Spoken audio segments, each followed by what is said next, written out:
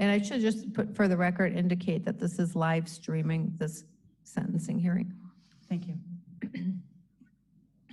On October 24th, 2019, Daetwan Robinson was driving his gray Saturn Aura when he blew through an intersection at North 22nd Street and West Center Street at a high rate of speed, striking 3 children who were crossing the road. 6-year-old Elisa G. died on the scene and was followed a few days later by her 4-year-old sister, Amaya. Their cousin, 10-year-old Gervais Rayford G., was critically injured, suffering a fractured pelvis, a grade 5 spinal injury, nasal fractures, and a lacerated liver. The defendant fled the scene and attempted to conceal his crimes. He was caught because a piece of the Saturn that had been taped on was left at the crash scene. He had posted that car for sale the night before on Facebook, and an anonymous citizen tipped off the Milwaukee police. Records show Daetwan Robinson shouldn't have ever been behind the wheel. He didn't have a driver's license. And When was the vehicle listed for sale, the day before or the day after the incident? The day before. Go ahead. Daetwan Robinson should not have even been behind the wheel. He was stopped not once, twice, or 3 times in October prior to the crash, but 4 times by the Milwaukee police driving the Saturn. One of the times he was stopped, there's body cam video because he was involved in a minor accident and the officer had kind of walked around the car. So it's very clear that it's the same Saturn, as that duct tape piece is visible in the body cam footage. To be honest, I wasn't sure where to start. I had gotten these materials from Mr. Schwantes just a couple of days ago. I find them disturbing. I'm finding a hard time with adjectives for some of the content.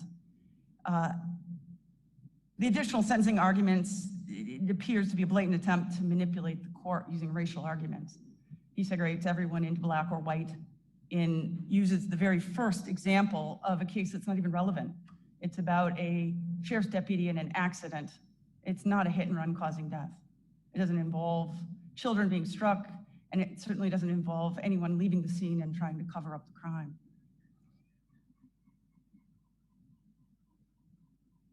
Furthermore, some of the arguments seem to put blame on the children. There's quoting of traffic laws and don't walk signs. I'm not surprised. I have heard this, as the court's well aware, and I'll probably reference this a few times. The state listens to jail calls. And over the course of the last year and a half, 2 years almost, I've heard this argument numerous times.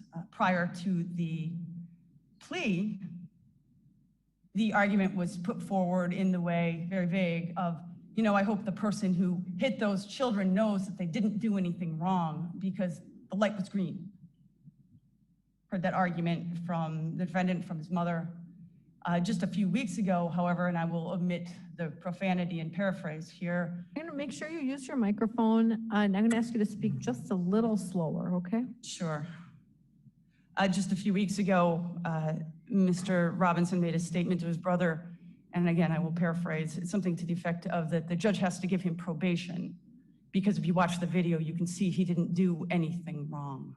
And how long ago was that statement? A few weeks ago.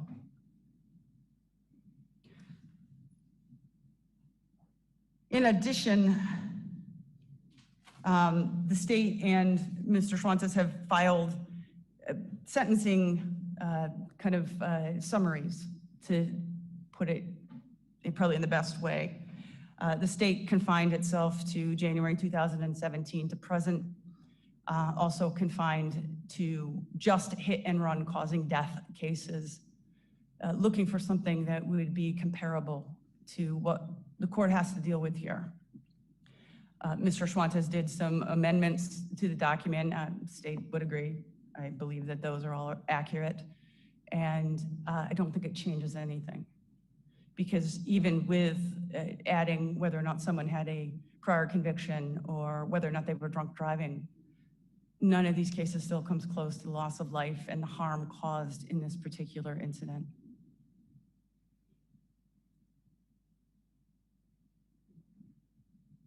So in that particular recitation in the additional sentencing considerations, the defense does attach about 13 pages that really aren't relevant. Most of them are hit and runs, nothing to anywhere close to the magnitude.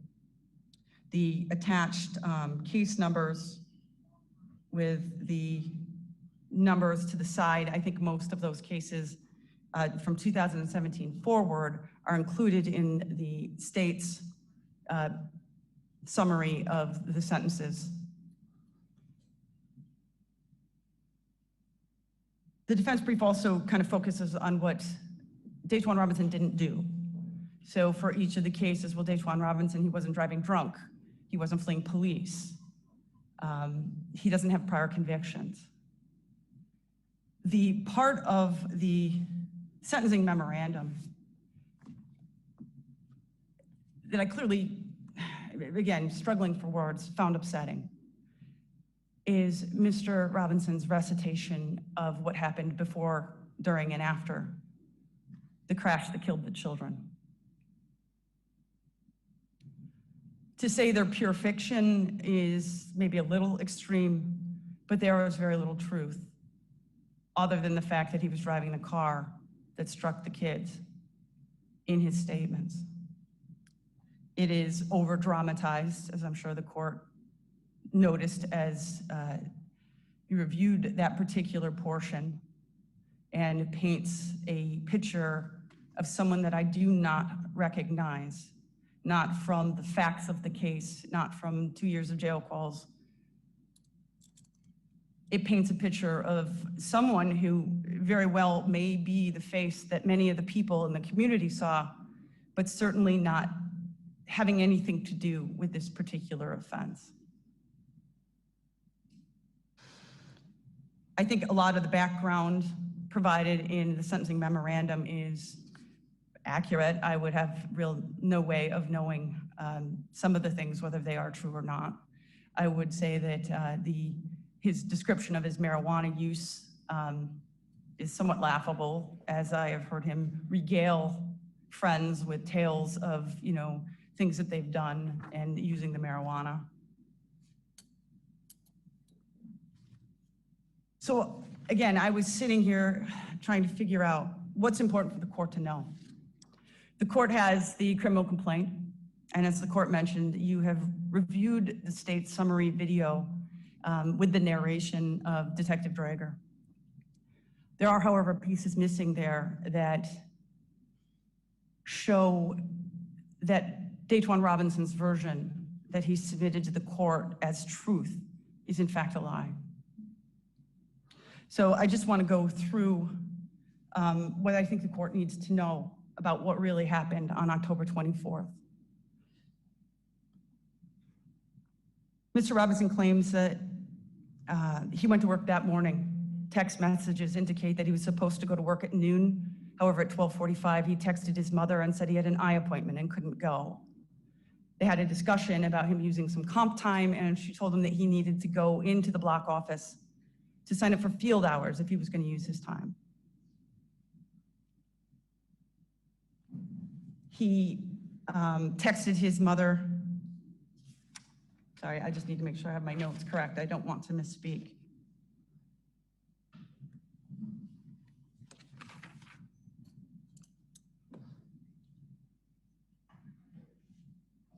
He texted his mother at approximately 2:54, stating that he got to the office and he found it locked. There was an unsent message from his mother indicating that she was in fact there. Now, according to Mr. Robinson's version, he then went down and got some sodas or some juices from the gas station and then proceeded down to the area of 38th and Center. The problem is he's about 2.5 hours off from the time of the crash. As the court is probably aware from some of the documents and definitely from the video that has been submitted, a lot of the tracking done is through his brother, Daetwan Robinson's GPS phone records. Daetwan Robinson's phone records indicate that they went back to the block office and then back home again, sometime around 4. Now, when that phone leaves the Robinson home at 13th and Burleigh at 5 o'clock, we can 100% put wherever that phone is to wherever Daetwan Robinson is and wherever that Saturn is, because it's corroborated by video. So at 5 o'clock, they did leave the home at 13th and Burleigh and proceeded to the gas station where Daetwan Robinson entered the gas station and is on video. Actually, he's on video driving the car up out of the lot. You can see the clothing of the driver once they come into the shadow of the video camera that is right above the door. You can see the long sleeve white shirt and the ripped blue jeans. Daetwan Robinson entered the store, withdrew money from the ATM, got the bigger bills broken into smaller bills by the cashier, and then exited the store. He came back in a minute or so later, selected two bottles of juice from the cooler, and then paid for those and then left the store. Daetwan Robinson's phone tracks then the path down to 38th and Center. We have bus video that shows the Saturn with the duct-taped bumper heading down to the location. Once at 38th and Center, the bus video also shows a person in a long sleeve white shirt, or depending on how sure you are of what you're seeing, at least a white top, sitting in the driver's seat of the Saturn, again, with the piece visible on the bumper, parked on the street at 38th and Center, kind of mid-block. Mr. Robinson then, in his sentencing memorandum, says that he then began driving back down Center, which would be eastbound towards where the accident would ultimately occur.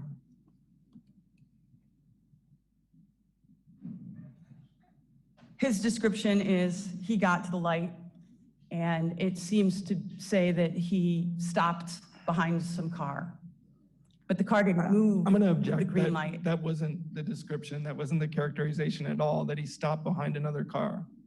All right, counsel, when it's your turn, you can describe it the way Just want to you make sure believe it occurred. that his statement is characterized accurately so that the court has accurate information on which to sentence him. Well, his statement, according to the pre-sentence on page 6 of 27, the first full sentence, as he stated, quote, "The light was green when I pulled up to it. I was right behind the vehicle and the light was green and nothing was happening," Daetwan said. The Care, which I assume was a typo car, in front of me was sitting in the middle of the street. There was no turn signal, nothing, so I tried to pull around the car to continue on green. And that's exactly it. Thank you. So whether he was stopped or not, it's not clear. Well, no, it didn't say he was stopped. I just said that, counsel. You said it wasn't clear. It's not clear. The language isn't clear. All right, well, I'll clarify it. Okay. I could probably clarify it because there were no less than 6 or 7 witnesses that observed the Saturn approach. There were at least 3 cars deep, stopped at the light, waiting for the children to finish crossing the street. And when I watched the video, I couldn't tell from the criminal complaint if I missed it or not. Do we have any idea how fast the car was traveling? One of the witnesses estimated it was about 60 miles an hour. All right, go ahead. So his characterization of just sort of pulling around the stopped vehicle that was stopped at the green light, I think Mr. Schwantes even included a statute that allows for that somewhere in his brief as well, is refuted by, again, there are at least 6, I believe 7 witnesses who describe the gray Saturn as approaching at a rate of speed, 3 of which were facing eastbound, 1 was facing westbound and was able to see him. One of the witnesses indicated that they saw him and they're like, well, he's not going to stop. He proceeded, as the court saw on the video, through the intersection at a very high rate of speed. He struck the children, who flew up in the air and landed on the pavement. Now, his characterization is he didn't know what he hit, didn't know what happened, and then he just simply turned left. when in fact the video shows very clearly he skidded to about 180 degrees.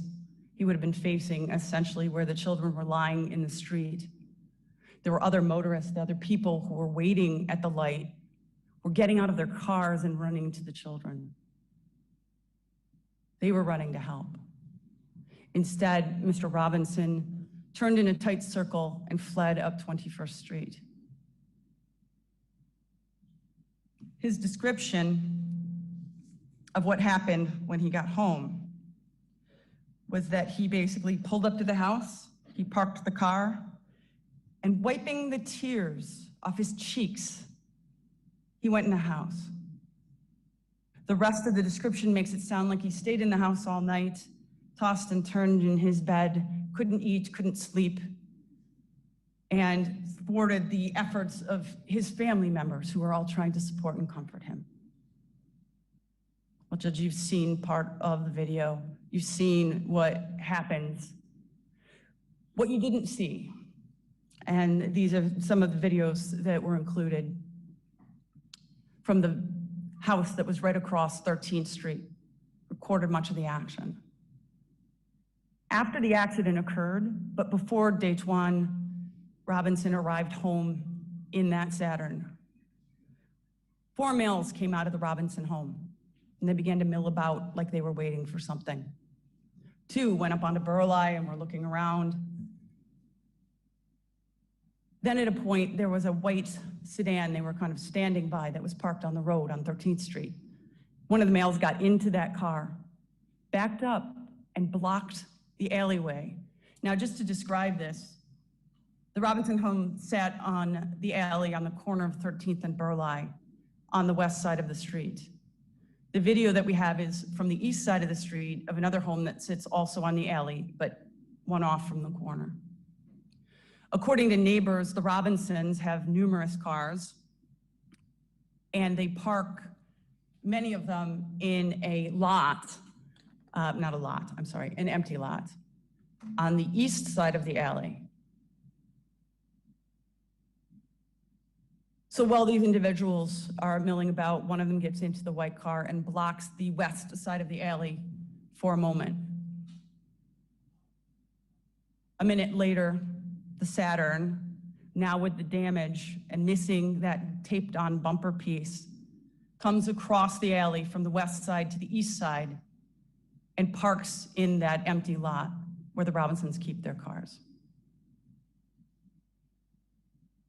The person parks that white sedan, and the next video, which I believe is included, is Daetwan Robinson and his brother Daetwan Robinson walking from where the Saturn just parked down the alley to the Robinsons' home.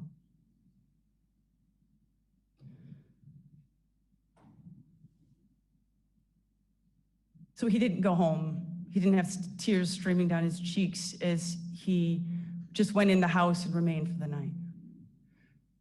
What we were able to observe is a maneuver involving the other individuals who had come outside, removing one car from the Robinsons' garage, and then Daetwan and Daetwan Robinson are seen running back towards the Saturn across the other side of the alley. The Saturn is then seen going back towards the Robinson garage over 13th Street. A white minivan, believed to be driven by Daetwan Robinson at this point. This is a minivan belonging to his brother Daetwan. Then parks in front of the Robinson home, kind of between the alley and the corner. Daetwan Robinson is then seen running down the alley, and before they are able to put the car in the garage to hide it, Daetwan Robinson is inspecting. You can see him looking around on the front bumper of the car where that piece is missing. Again, we were told, oh, he's so distraught. He's crying. Everything is horrible. He's feeling guilty. But that's not where it all ends. He doesn't go in the house. We reviewed the phone records of Daetwan Robinson, and he did send a text message essentially at the time of the crash. And that text message was to an ex-girlfriend. On the video, you can see a SUV pull up, and that contains the ex-girlfriend and her mother. And Mr. Robinson has a spirited conversation with them before getting into the passenger side of his brother's van. Officers were able to interview the woman, the mother, in that van. She described it as pretty normal. Didn't seem anything was wrong. He didn't say anything about an accident. They were there because he was lending her daughter $5 for some Chinese food. She didn't think anything of it. And when he left their conversation, he got into the van. Now, the other thing that we know now is Daetwan Robinson's phone went from that corner at that time right back to the scene of the accident. Now, the state's theory is they're looking for that piece, the smoking gun that was left at the crash scene, because they know that's gone and they're trying to find it. So they drove back to the crash scene and then back to the Robinson home again. Now, while driving this time, this is when Daetwan texted another woman who became a key witness in the case. And in that text, he tells her that he needs to come to her house right now. And she asks what's wrong, and he tells her, "I've been in a car accident." Now we track the GPS again down to that girl's house, her apartment in Milwaukee. Then Daetwan Robinson and Daetwan Robinson are caught on video entering her building. After they leave, they drive around the city a bit. They go back to the scene of the crash. While driving, So is that the stop at 1125 North 9th that's outlined in the video? it is. So does that mean they went back to the scene twice? Correct. Okay. This time they kind of skirt, I believe they skirt around kind of to the south of where everything had happened. Mixed into all of this is Daetwan Robinson's text, one to his cousin, who apparently is in the business of junking cars. And he asks if he has to use his ID if his cousin is going to junk the car for him. And the cousin said, "Yes, absolutely, I need an ID to do that." He then contacts the woman, who agrees to let him use her ID to junk the Saturn. He then texts yet another woman, begging her to allow him to come to her house. The GPS shows that after leaving the scene, I believe they drove kind of towards the lakefront, and Daetwan Robinson dropped Daetwan Robinson off because he makes a stop at exactly the home of this particular individual. She wasn't 100% forthcoming, but she did admit that he did beg to come to the house. We have the text messages between them where he's begging her to stay. At one point, he does text her that his mother dropped by and that he had left the door open. Now, what we know about the rest of the night is, and I'm sorry, I want to make sure my facts are correct.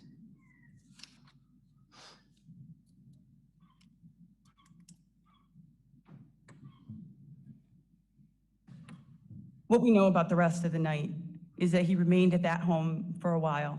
He then went back to the 1125 building, and it is at that point he confessed to the hit and run to the witness.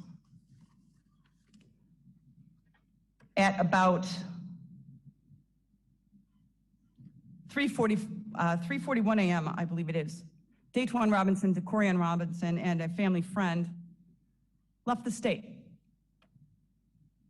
They drove down, and they are seen on a CarX video at 5:45 in Illinois. And at, I believe, approximately 6:20 a.m., they are on video using the restroom and purchasing snacks at a gas station in Lake Zurich, Illinois. Review of Facebook and some other materials revealed that purchased that evening was a Mercedes-Benz SUV from Fox Grove, Illinois. Also during this time, Daetwan Robinson is frantically texting his brother, or I believe it, let me be a little more specific. I believe it's Facebook messaging his brother, Deontay, begging him to cash app money so that they can buy spray paint.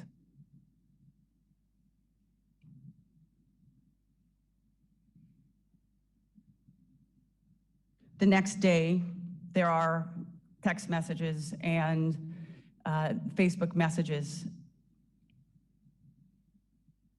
regarding the purchase of that spray paint. Video from the hardware store or the auto parts store shows one of the family friends getting out of the white minivan, going into the store and purchasing spray paint, the same spray paint that was located during the search warrant, the same spray paint that was used to attempt to conceal and paint the Saturn as it was in the garage of the Robinson home. They were painting the car. They're about halfway through. They'd ripped off the tint. Officers noted that there was no way to get fingerprints because the interior of the car had been essentially wiped clean. Video from one of the prior stops had showed like the center console was full of items, and in this case there was nothing left in this car. I believe they noted it was even wet to the touch in some places. The search warrant was executed, and even after being caught red-handed with all of this information, his Facebook page with a picture of the Saturn from the day before. I will note that we also have more Facebook records of Daetwan Robinson interacting with people who were trying to purchase the vehicle right up into the morning of the crash. Confronted with all of the evidence, the paint on his and his brother's hands, the Facebook post about selling the vehicle, I think one of the most compelling things in the video is when they recover the Saturn in the Robinsons' garage, when Detective Schneer takes that piece that was left behind at the crash scene. When he takes that piece and he holds it up, and it fits perfectly into the empty spot in the bumper in the Saturn. So even after being confronted with all of this, this contrite, distraught Daetwan Robinson is flippant with police. His answer was, ain't got nothing to do with me. When shown photos, he's shown a photo of himself and he goes, that's me, he looks good. He insists it doesn't have anything to do with him. Everything sounds to him, in his words, fishy. These denials would continue until just a couple months ago. The jail calls are full of them. He will deny and tell everyone how stupid the state is going to look and the media is going to look when they find out what really happened, and how he's going to demand that the media give him an apology and give him airtime because of the way they had dragged his name through the mud.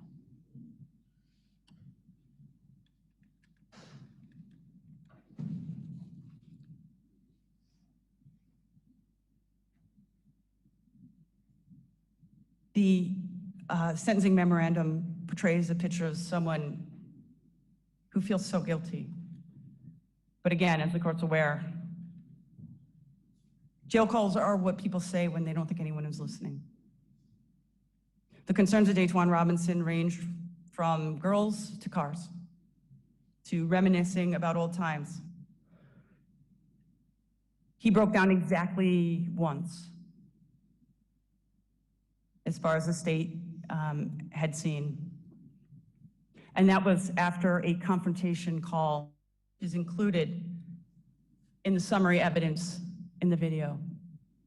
There were actually 2 calls, both of them somewhat similar. And when he realized he couldn't coerce and shout down the witness, and he realized that she did in fact tell police that it was him, that's the only time he broke down.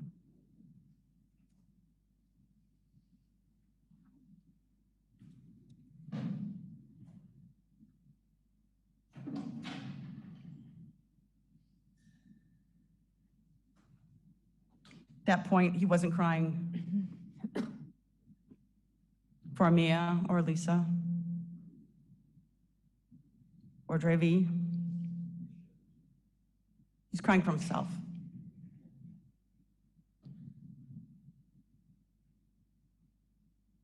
Now, I don't obviously know Daetwan Robinson personally.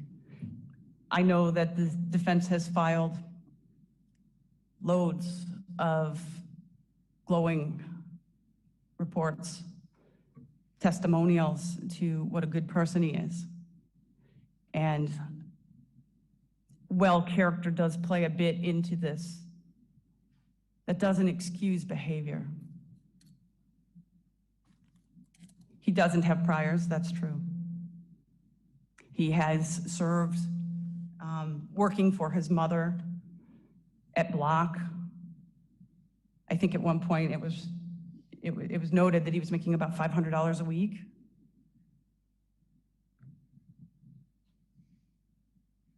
He served the community. He's engaging. He's likable. He's very polite. You know, in reviewing the jail calls, I was struck that he is grateful, you know, to his family for their support. I see flashes of the person described in these letters, but I've seen the other side too. I've seen the side that's concerned only about himself and not about what he did and what happened to these children.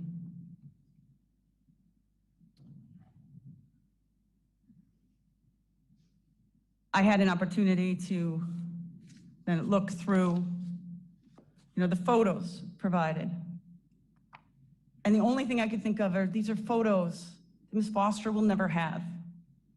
Photos of high school graduation, photos of her kids doing community service or playing in the street,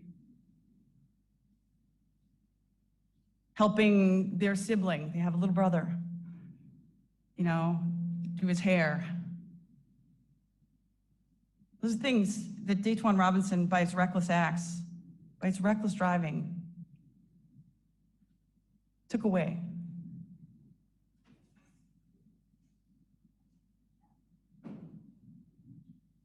I was going to print out pictures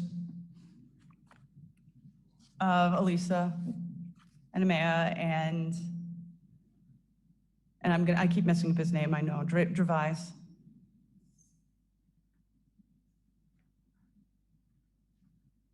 But I got thinking about what I look at every day. What do I look at every day? So,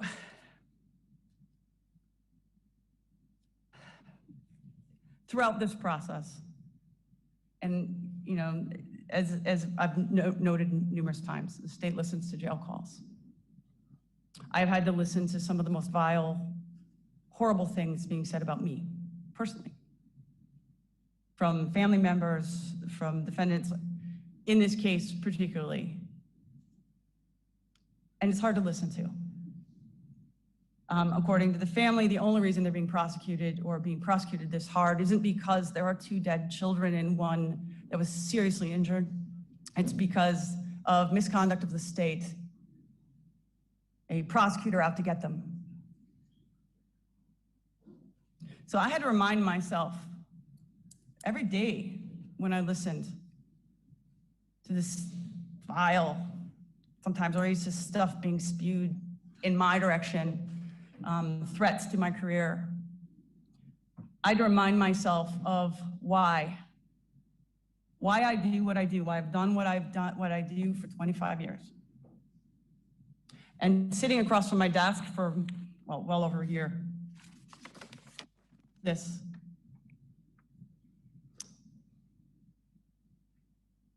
This is why. This is why we do what we do. This is why we fight for justice every single day. This is why I will sit and listen to them call me every name in the book and talk about my family or my children. This right here. Because right now, these two beautiful angels are gone. This little boy suffered greatly, a broken pelvis, spinal injuries, broken nose. This is why. This is why the state fights so hard. It has nothing to do with being out to get someone. It has nothing to do with any kind of personal anything.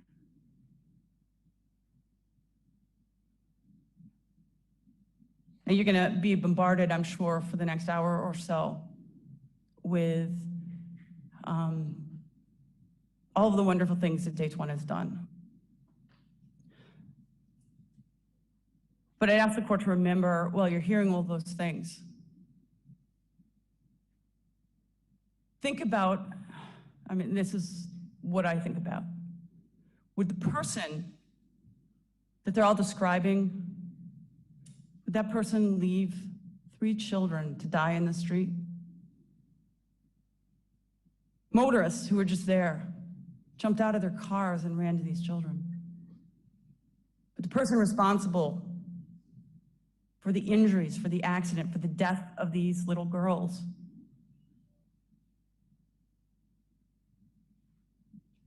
turned around and left the scene, and then tried to hide it, and then lied about it for a very, very long time.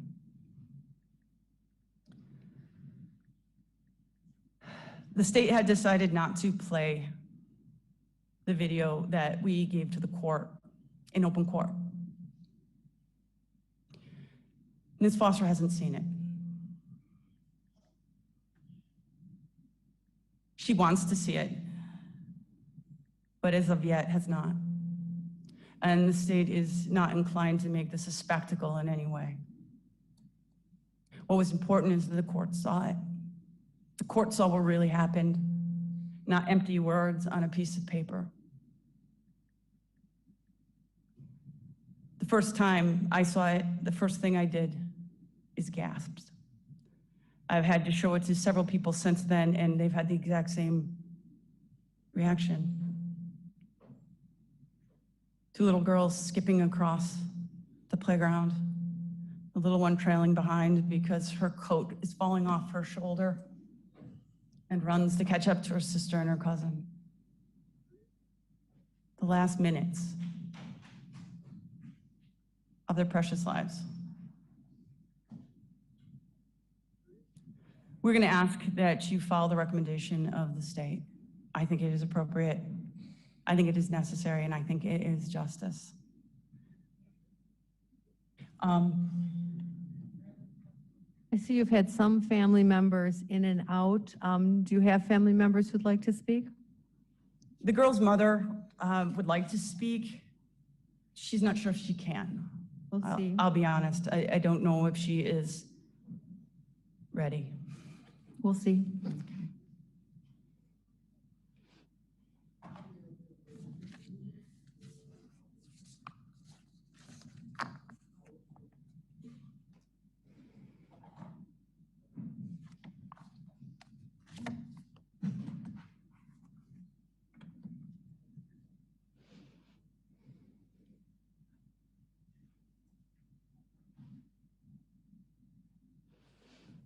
Attorney Hammond, is she the only person that you think may be speaking? Yes, Judge. All right.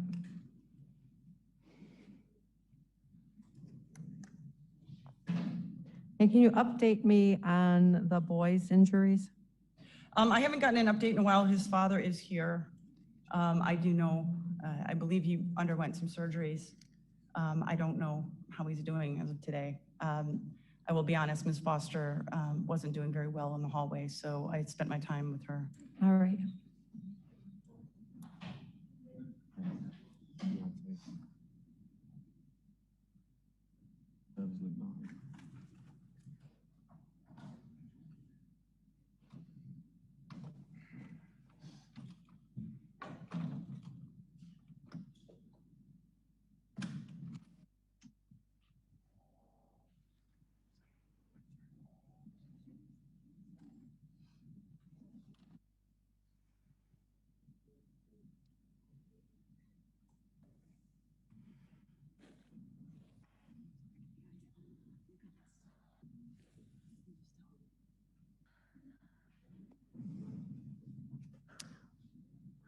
Good afternoon.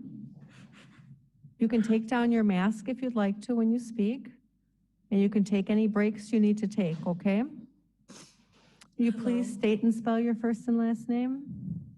Destiny Foster. Destiny Foster. And Ms. Foster, what would you like to say?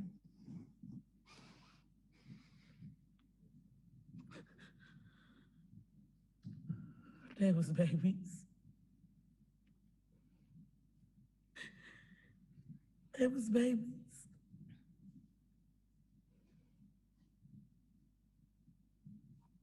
It was my babies. I still live every day like it's nothing because I still got a 5-year-old. And he still wonder like, when they gonna wake up?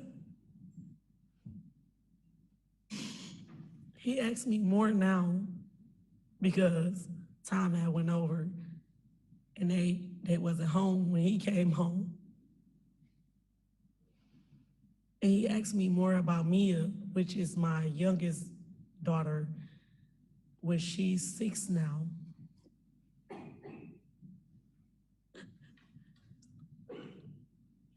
And I just really just say they babies. They babies. They didn't do no harm.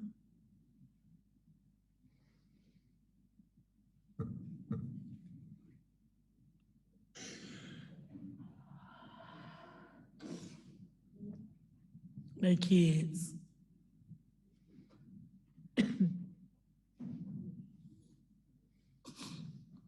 They was everything I had. I grew up without a mom because she passed away when I was 14. And 10 years into me growing into the woman I became, I had to bury 2 of my kids.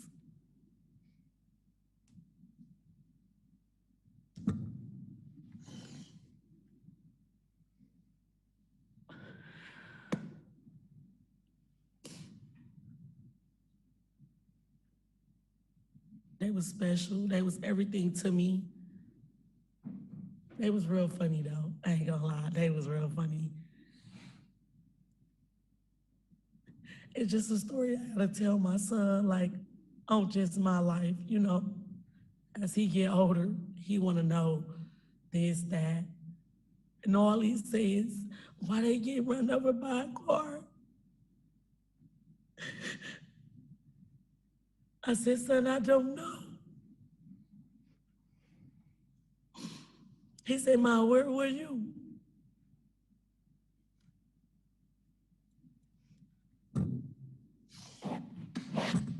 Thank you.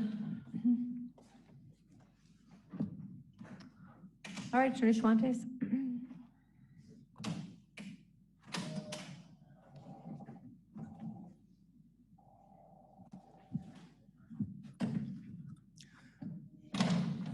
Your Honor, I will make my sentencing comments first, then some members of the community will speak on behalf of Mr. Robinson, and then Mr. Robinson will speak. Very good.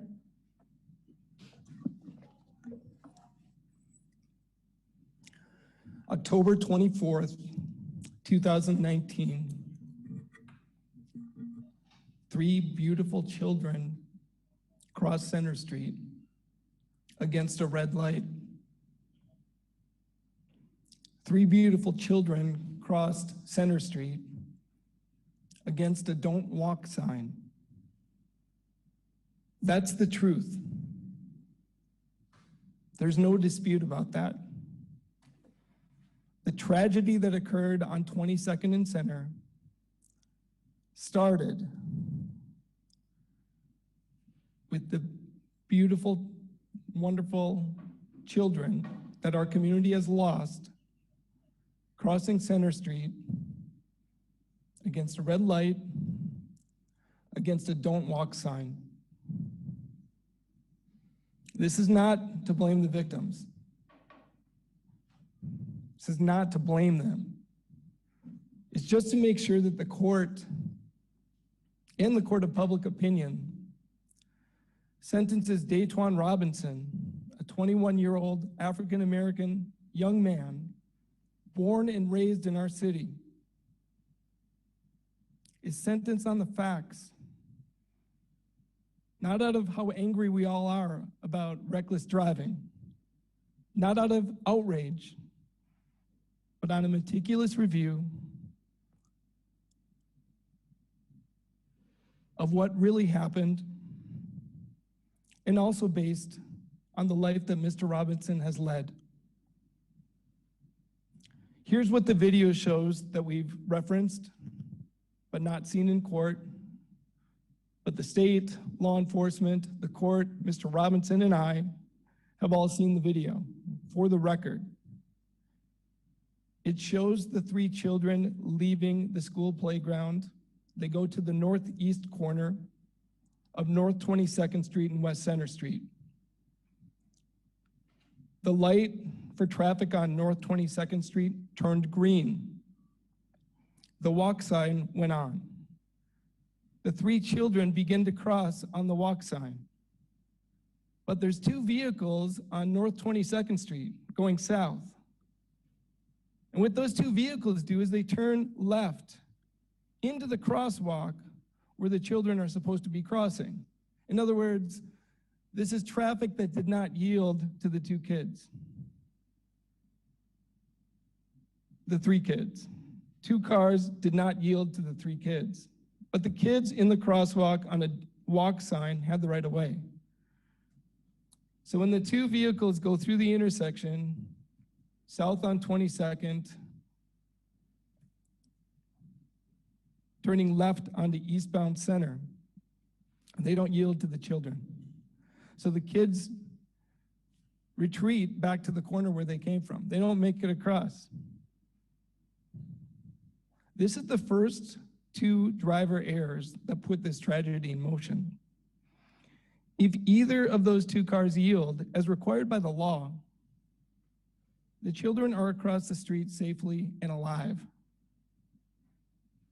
After they retreat back to the corner because those two cars would not let them cross, their light turns red, the don't walk sign goes on.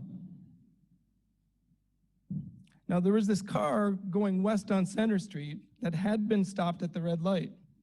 They saw the kids trying to cross, but having to go back to the corner. The westbound car now has a green light. And again, saw that the children didn't make it across on the walk sign.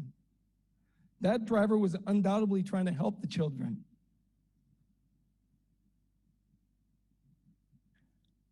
And this driver looks at the kids. I think the inferences are clear from the video and does a go ahead.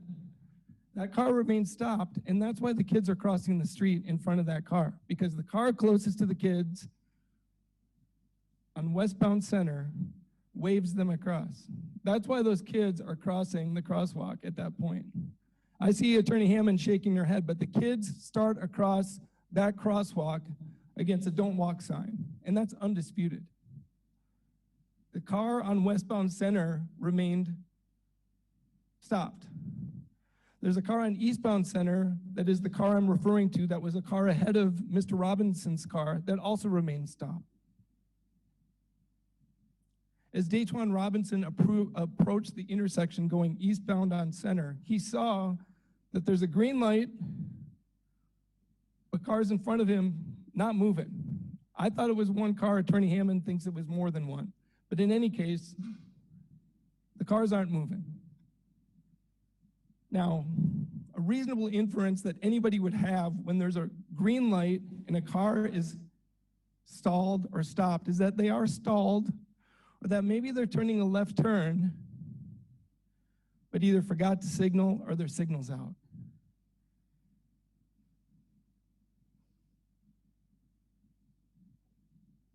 Mr. Robinson passes that stopped car on green by going around the right-hand side. Wisconsin Statute 34608, paren 1 allows for this. You can pass on the right if there's a car making a left turn under those circumstances. Earlier, Attorney Hammond claimed that she thought a witness to the driving conduct said that the car was going 60 miles an hour.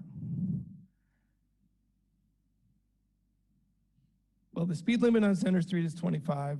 I'll concede that the speed of the car, at least what you can see on the video, is probably faster than 25. But I think the video shows that it was more like 35, 40, maybe 45 at the outside going around that car.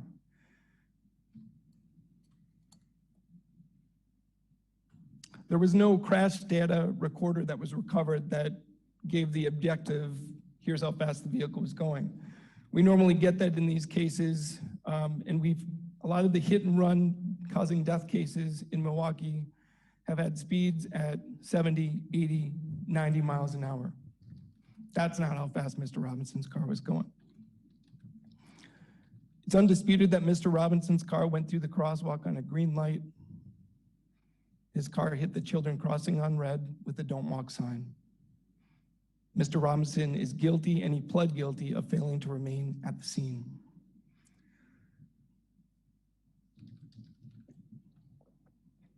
Now, the initial police report in this case said a witness told the police, maybe it was the same witness that estimated the speed at 60 miles an hour, I don't know. But that witness told the police that the car that hit the children went through a red light. That was wrong. The reason why that matters is because that fact was picked up in numerous reports about this case. TMJ, WUWM, CBS 58, the Journal Sentinel all reported that the driver of the car that hit the kids went through a red light.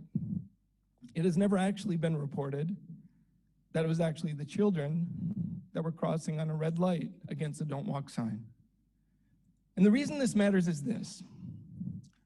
When these tragedies happen, there is rightfully immense public attention, public outcry, as there should be. That results in pressure on anybody, everybody in this system, the courts, the DA's office, other elected officials, and the police to crack down. I think our mayor was in the media talking about this case and repeating the line that the driver went through a red light. I believe that the government's approach in this case, including on up to the recommendation for a consecutive substantial length of prison, started from that public pressure based on initial reports about this case that was wrong. Let me be clear. Mr. Robinson did not run a red light. The 3 children were in a crosswalk on Center Street, crossing against a red light with a don't walk sign. Mr. Robinson must be sentenced on those facts. The children were not supposed to be in the crosswalk at that time. That is undisputed. Mr. Robinson had a green light. But there is another recent case in our city where a white man, a sheriff's deputy, while on duty, did run a red light, killing a beloved 47-year-old man, Mr. Stinson. Deputy Stryker actually had no legal authority to ignore that red light. He had been involved in a prior non-fatal crash after violating a lane restriction. He received probation and 6 months in jail. By contrast, in this case, this is a case, in that case, the victim, Mr. Stinson, had every right to be in that intersection. He had the green light. The defendant, Mr. Stryker, had no authority to be in that intersection at all. In this case, the same DA's office that's recommending a sentence of substantial and consecutive prison time for Mr. Robinson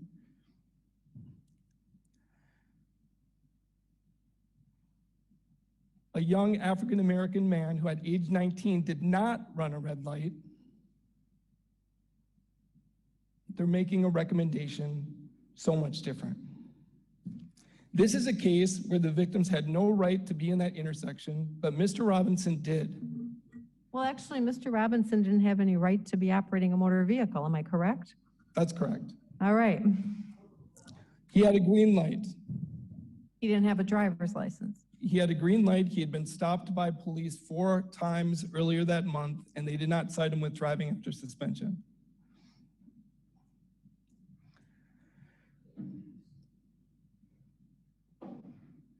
The wide disparity in the DA's office in their approach to this case compared to the deputy's case is hard for our community to understand.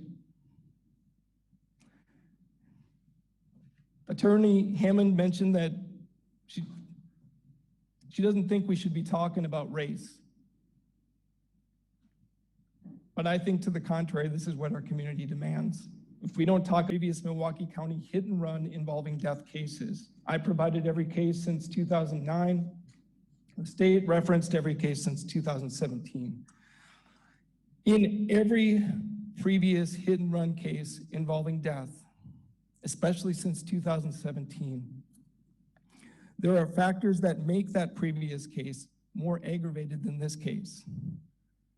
Those factors include the defendant having a prior criminal or lengthy juvenile record. Mr. Robinson has none. They include the defendant in the previous cases committing a new offense at the same time as the hit and run. Robbery, fleeing, driving a stolen car. Mr. Robinson was not committing a separate offense other than driving after suspension. In the other cases, the defendants are driving at 70, 80, 90 miles an hour. Now, whatever disagreement we have in this case about Mr. Robinson's speed, which it bears repeating has never been determined, he was not driving that fast. The previous cases have instances of the defendant being under the influence of drugs or alcohol. Mr. Robinson was not, he's not a drinker. And finally, the other cases have instances of the defendant fleeing the state after the offense in an effort to avoid prosecution. Mr. Robinson did not do that. The state referenced him going to Illinois later the same day, but then returning. He was arrested on October 25th at home. This case is much more similar to hit and run involving death cases where the defendant received a term of probation. In 2 of the probation term cases since 2017, the defendant ran over a victim who was either passed out or had collapsed in a roadway. In other words, they were not expected to be there. That is similar to this case, where the victims were not expected to be in a crosswalk, crossing unread with a "Don't Walk" sign. The government is asking this court to order consecutive sentences to prison. But this case does not involve 3 consecutive acts. It involves 1 act: driving through an intersection, perhaps speeding, but not to the level of most other hit and run cases, on a green light and hitting the victims who no one would have expected to be there. These are not 3 separate acts. It is 1 single act in an instant. And that's why the state's recommendation for consecutive sentences is not appropriate. Further, to impose consecutive sentences to the degree requested by the government is to end up imposing a sentence in aggregate that is the equivalent of sentences that people who commit intentional homicides get. I want the court to recognize that whatever you think about anything else, Daetwan Robinson did not intend to kill anybody. When you consider the term substantial consecutive sentences,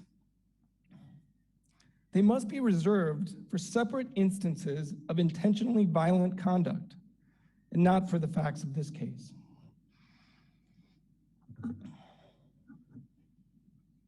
It does not escape the view of our community members that 290 miles away in Minneapolis, an officer is being sentenced today for killing George Floyd. Under Minnesota sentencing guidelines, he faces 10 to 15 years in prison. The state in that case is asking for an upward departure, which could lead to a sentence of up to 30 years. The sentence was just handed down, 22.5 years. Mr. Robinson faces up to 40 years of initial confinement today.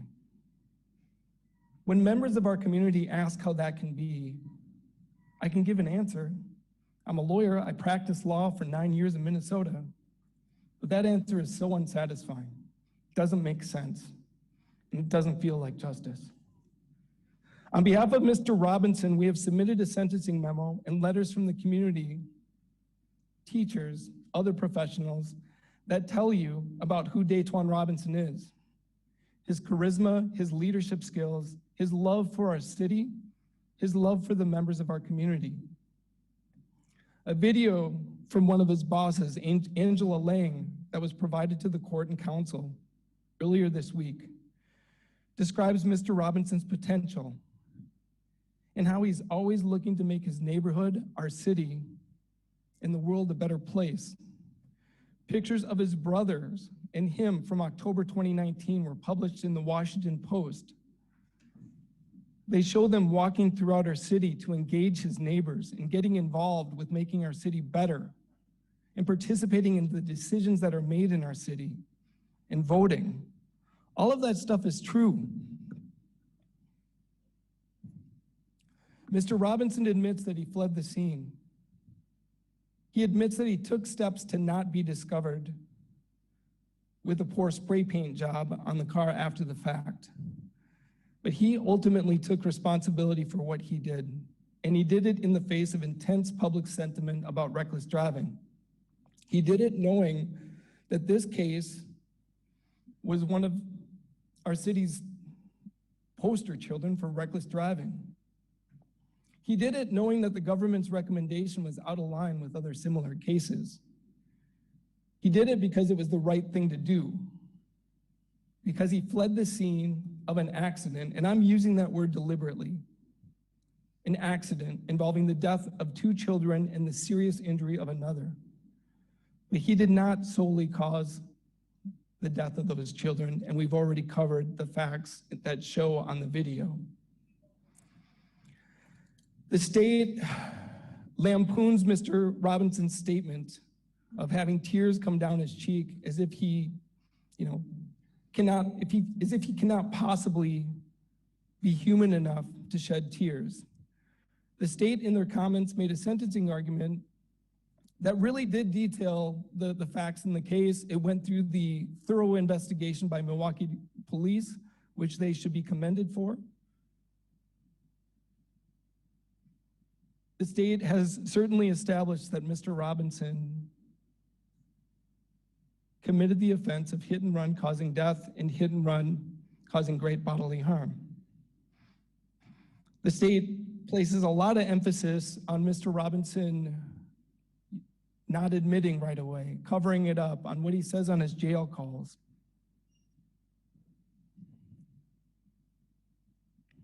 I think it's a big stretch to take what a scared kid who's separated from his family for the first time in his life to say what he says on these jail calls, where he's trying to be strong for his brothers and his mom and the whole rest of his family, to take that kind of bravado, jocularity, that portrayal of strength as a character flaw. To me, it sounds like a scared, very scared young man, and maybe a little immature. But I know Daetwan Robinson. I've spent almost 2 years with him. He's the guy in those letters. And I know how scared he was throughout this entire case. I know it. It's easy to look at somebody when you view them as an other, as lacking human qualities, as lacking anything redeeming. And I think that also makes it easier for prosecutors to recommend long sentences and for the state to impose them. But this man should not be exiled from our community. Mr. Robinson will tell you that he would change his actions on October 24th if he could. that he would change places with the children who died that day if he could. He is utterly and completely sorry. Had he been driving slower, he could have stopped and not hit the children. Maybe the accident still happens, but the injuries are of a much lower magnitude. It was his car that hit them. Had it been moving slower, things might have been drastically different. Our hearts forever go out to the victims and their family members. The sentence in this case must consider the three primary sentencing factors: the character of Mr. Robinson, the severity of the offense, especially when compared to other cases resulting in unintentional death, and what must be done to protect the public. Under Wisconsin law, the court must always consider probation first and must consider the minimum amount of custody consistent with the three primary sentencing factors. Mr. Robinson has been in custody 609 days. That's 429 more days than Deputy Stryker got. If this case began in the public consciousness with headlines that said, "Hit and run driver hits 3 children who were crossing on a red light," we would have been talking about 609 days served on probation being utterly appropriate, an utterly appropriate sentence from the start. Well, this is the sentencing hearing, and I'm arguing for that now. Balanced against every other hit and run case involving death, every single one, the circumstances of this case are mitigated and warrant the court finding that probation is appropriate and does not unduly depreciate the seriousness of this offense. In the alternative, if the court believes a prison sentence is appropriate, of the 63 hit and run causing death cases that have been sentenced since 2009 in Milwaukee, 8 of them involved a probation disposition, 55 involved a prison disposition. The average sentence was 9 months initial confinement, or 9 years initial confinement, 6 years extended supervision. I would submit that when you look at all of those cases since 2009, and then again the cases listed by the state since 2017, Mr. Robinson's case is in line with a lower term of initial confinement. And for that reason, I'm asking the court on counts 4 and 5 to order a 5-year term of initial confinement, leaving the term of extended supervision to the court, concurrent to each other, and on count 6, a term of 3 years of initial confinement, concurrent, leaving the term of extended supervision to the court. I am further asking the court to order 609 days of credit against whatever sentence the court imposes. Is there any objection to the credit being requested? No. With that, Your Honor, before Mr. Robinson speaks, there are some community members that wish to speak. And I think the first one would be Mr. Greg Marshall.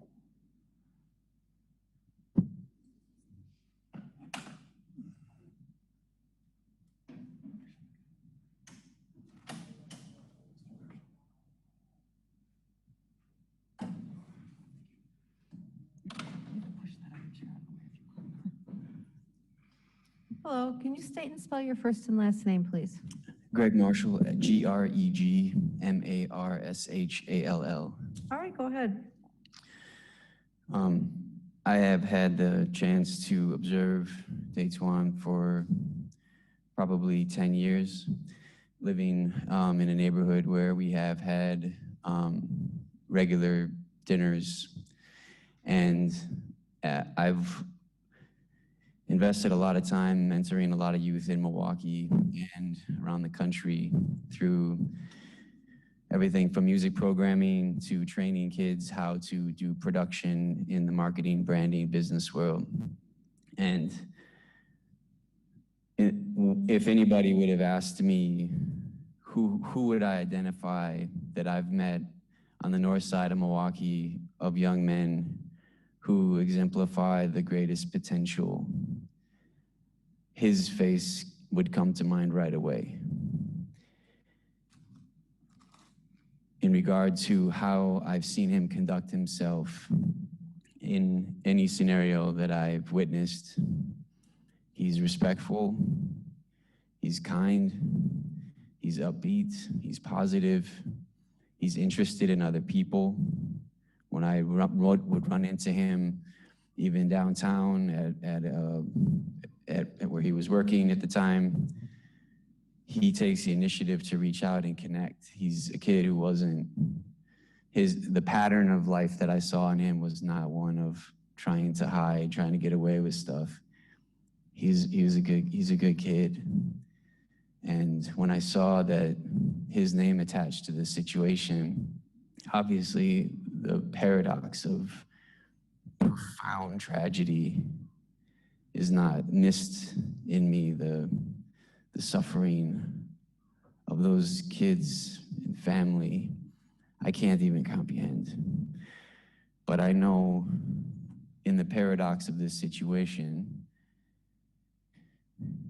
Daetwan Robinson is a good kid who I hope has an opportunity to see that potential and character manifest in our community, because he is the kind of kid that I believe can do a lot of good here.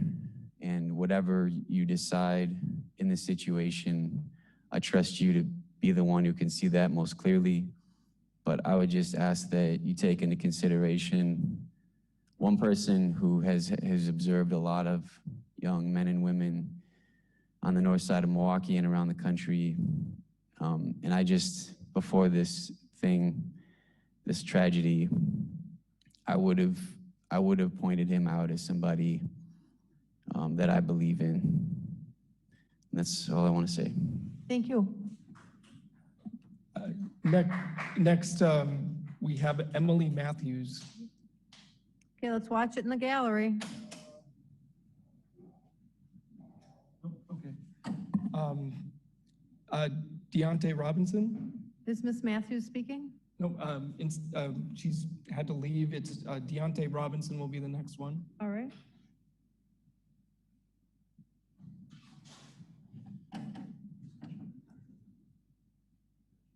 That's the, sorry?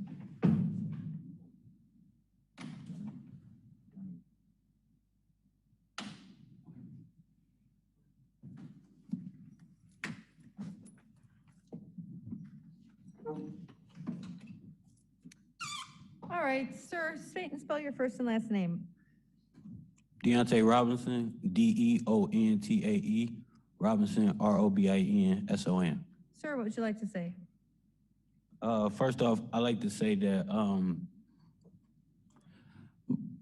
all his 21 years he been on this earth, he never once did anything bad to anybody. Like, I know they asked the neighbors, whatever, do we got a lot of cars, all this and all that, but if they asked that he play with other people's children, he bought them ice cream when the ice cream truck come around in the summer. When we out in the community trying to do good work, like, for instance, with the newspaper, he bent over on his back so somebody could sign up to be a supporter for Block. Like, somebody like that ain't finna, like, intentionally try to hurt somebody. But, like, throughout all the years, the only thing he cared about is just, like, being a good person. And, like, he a ladies' man. He not no criminal or somebody that want to hurt somebody. And, like, he always giving, always. Even he would get from me to give to somebody else just to make sure somebody else straight. He not a bad person, but that's all I wanted to say. Thank you, sir. Next is Mr. Daetwan Robinson. Daetwan is D-O-N-Y-A-A. I'm sorry, Y-A-E. Can you spell that again, please? And sorry about that. It's capital D-O-N-Y-A-E. Daetwan Robinson.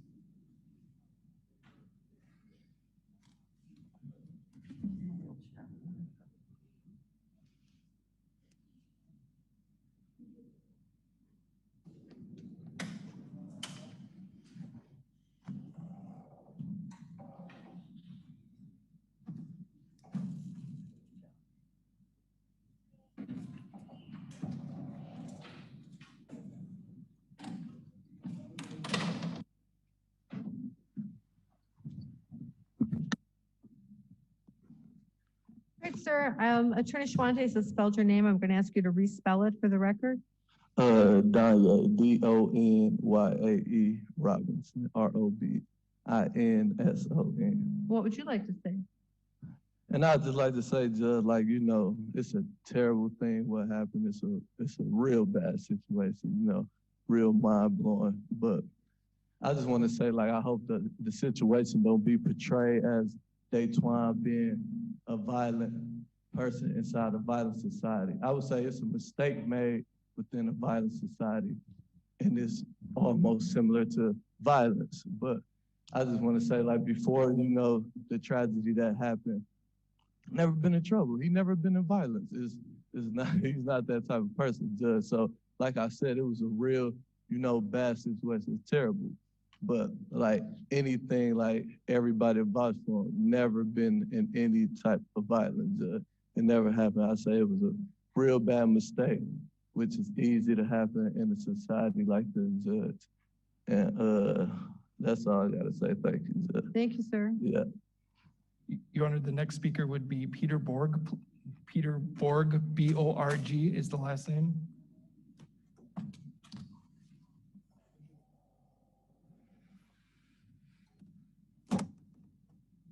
That's okay. You got it?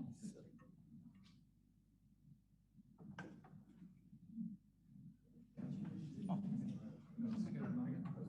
Yeah, just grab it. Okay.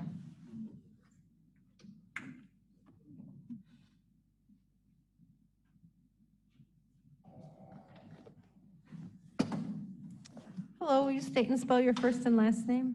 Sure. Peter, P-E-T-E-R, Borg, B-O-R-G. And sir, what would you like to say?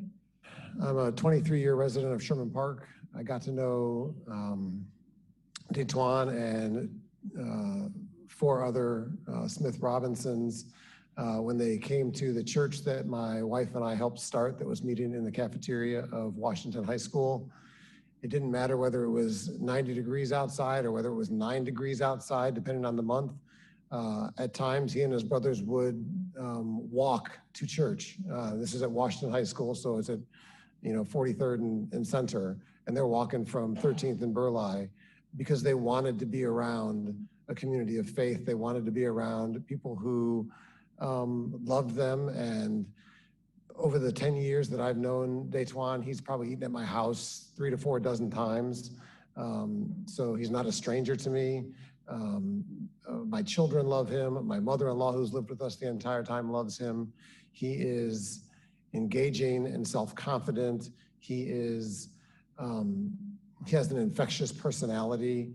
He puts people at ease no matter who they are. Many of the times where he's had dinner at our household, it's been with a large group of other people.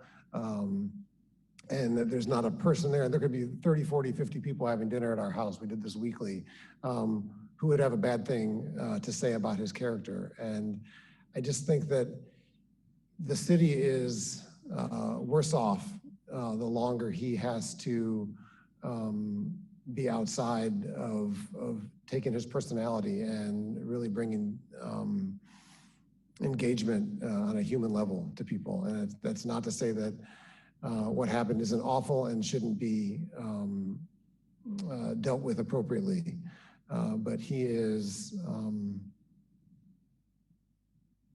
he's a credit to Milwaukee, despite the events that took place 2 years ago. Thank you. Your Honor, the final speaker before Daetwan Robinson speaks is Shar Borg. Shar is S-H-A-R, Borg is B-O-R-G. Hello. Hello, good afternoon. All right, will you spell your name again for us? It's S-H-A-R-B-O-R-G, Sharborg. And what would you like to say? Well, first and foremost, I would like to, from the deepest part of my soul, extend my condolences to Ms. Foster. From the deepest place in my soul. There's nothing like losing a child. And I want her to know that those of us who speak on behalf of Daetwan, pray for her and her family. that the God of the universe, who also lost a child, would comfort her. I have to start there. In terms of Daetwan Robinson, Your Honor, you have heard this before, and you will hear it again from me. He made a mistake, and he owns that now. And I truly hope that he will not be judged by his darkest hour, but by the many, many hours before and the many hours that can come after. I will also share this. I came to Milwaukee as a television news reporter.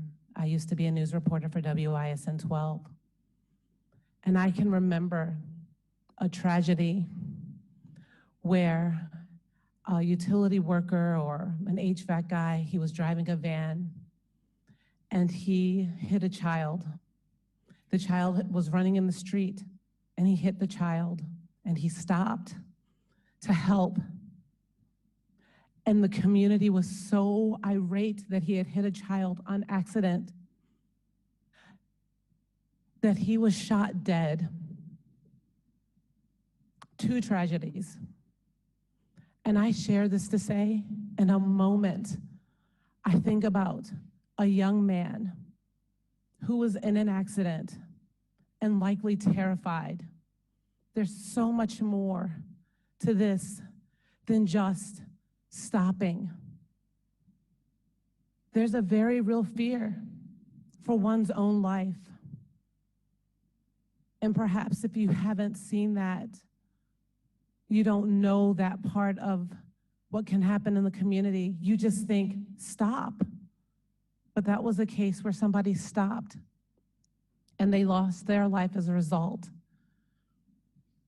So I share that to say, I understand the fear that probably happened in that moment for Daetwan. And God knows I wish he had come to my house and asked for help. And I know that he wishes he had too. I know he wishes, because we would have taken him to the police and said, report this accident. That didn't happen. But sometime later, he did own it. And so I would ask you again, Your Honor, as you sentence him, to please consider not his darkest hour, but the hours before, where many people will tell you he was a good student, a hard worker, a great kid with no record in a city where more than 50% of Black men between the ages of 19 and 30 have some sort of a record. Please consider him for the hours that he led before and the hours that he can live after. Thank you. Thank you.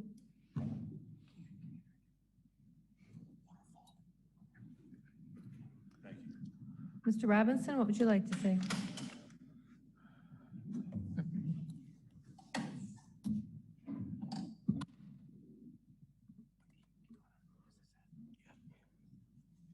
How you doing, Your Honor? I'm good, thank you. Pretty sure everybody knows my name. Again, it's Daetwan Robinson. First thing I would definitely like to say is the fact that I'm very, very sorry. You know, I understand and definitely comprehend what happened. It wasn't right. I won't say it was right either, and I'm not gonna say it was right, and I'm not gonna say that I was right. But what I did understand is that, you know, the tragedy that she goes through, I've lost family members before, so I understand that what she goes through, and I understand to the mother that I want to tell you especially sorry, because you should never have to experience nothing like that. It was wrong. You should never have to bury children, let alone a child. You should never have to do that. And for the fact that I'm part of the tragedy doesn't enlighten nor help me at all. And, you know, I want to say to the whole family, you know, that for a fact that, you know, that y'all got to go through, you know, these ups and downs in these moments where you could just probably sit down and be like, yeah, we really lost 2 babies, and that y'all deal with that probably every day. And, you know, you look at this man who did it, and you look at him and point one eye, and you look at him with one eye, but it was a mistake. I didn't even, when I was coming around, it was a car right there, and I didn't fully stop. I went around the car. I went around, and as soon as I came around, they were there. I didn't get a glance to see him or even to do even a motion to avoid it. I couldn't get that chance. I didn't get that chance. And, you know, and I understand that, you know, she's gonna go through it, and she is going through it. And I don't take that from her. I won't take that from her. And I want to tell her, I don't know her name, Miss Foster. I want to tell her that I'm very sorry, that, you know, it was all my fault, and it was dumb. It was dumb. It was not smart to leave. It was not smart to leave this. It was not smart. If I could change what it was I did, I would be going 1 mile per hour. But knowing that I shouldn't have been in the car, I wouldn't have got in the car. If something told me that would happen, I wouldn't have got in the car. I wouldn't have did that. I don't want to do that. I don't want to be a part of a problem like this. I've never been a part of a problem like this. And the fact that I am a part of a problem like this, I will own up to it as a man before anything that my mama raised me to be, and that she ordained me to be by herself, that I will be a man, and I will own up to the mistake that I made. I made that mistake, and I was wrong for that. And I know it can't bring comfort to the family. It won't bring comfort to the family. It probably never will, but I want y'all to understand that it was truly a mistake. You know, I'm very, very sorry. I'm probably gonna be sorry for every day of my life, for the rest of my life. And that, you know, I affected my family, but not only did I affect them, I affected my opposite family even more. I did that, and as being young, I understand, you know, that, you know, you go through things in life, and that when you experience certain things, it helps you grow. You know, like they got a saying, if it don't kill you, it makes you stronger. But, you know, in this instant, it not only made me stronger, it made me realize as a man, you have to deal with your problems. You know, it made me understand that, you know, I got older brothers that have been through it, and that you know, that tells me, and that tells me from time to time what they go through. And I try not to make that mistake my whole life, but I end up here anyway. And I'm not saying that as to be like, you know, they gave me potholes to dodge, but I just end up falling in one.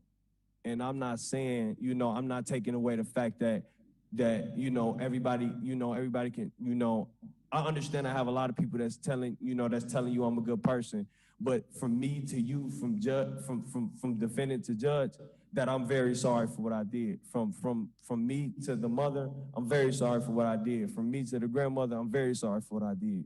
It was wrong, it was stupid, it was hurtful, it was selfish, and it wasn't right.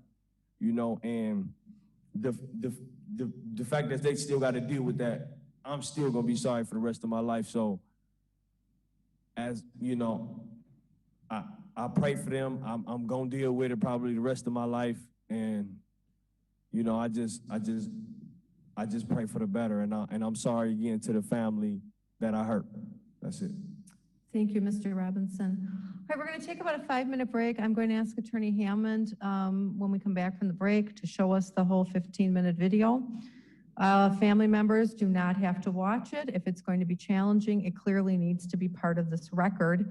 I have relied on some of my observations of the driving as I am formulating what I think are important factors for Mr. Robinson's sentencing. I don't think it's something that we can just be discussing in a vacuum and not have it as part of the record. So when we come back, I'm going to ask you to show the entirety of that video. It's 14 minutes and 5 seconds. Like I said, family members do not have to watch it if you don't want to. And then I will issue the sentence. So we'll take 5. Is there a tech support?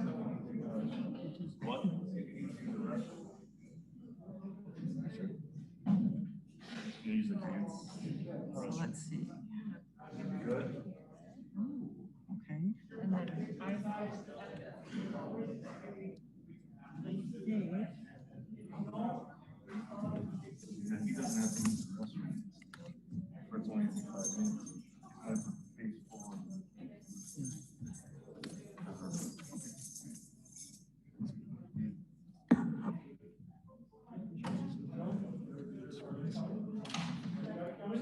How do I do that?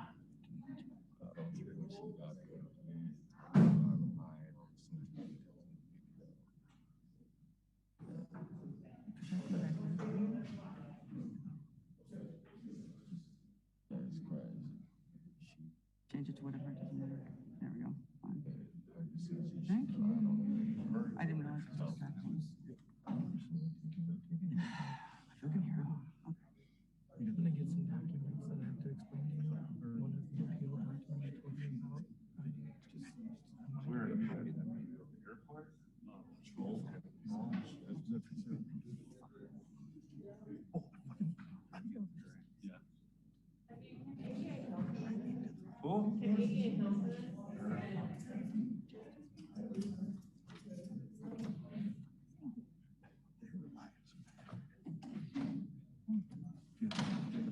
I do. Actually, I do, because you just sent it to me, and I'm pretty sure. HDMI on this. This is. I think this is it right here. This is improved a ton since what you think she got her head. Yeah, that's what it is. This is Detective Eric Drager with the Milwaukee Police. I'm just gonna, is this gonna have sound? We're gonna need to make sure. Actually, I had.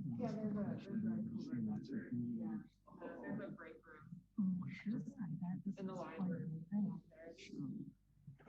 Someone else.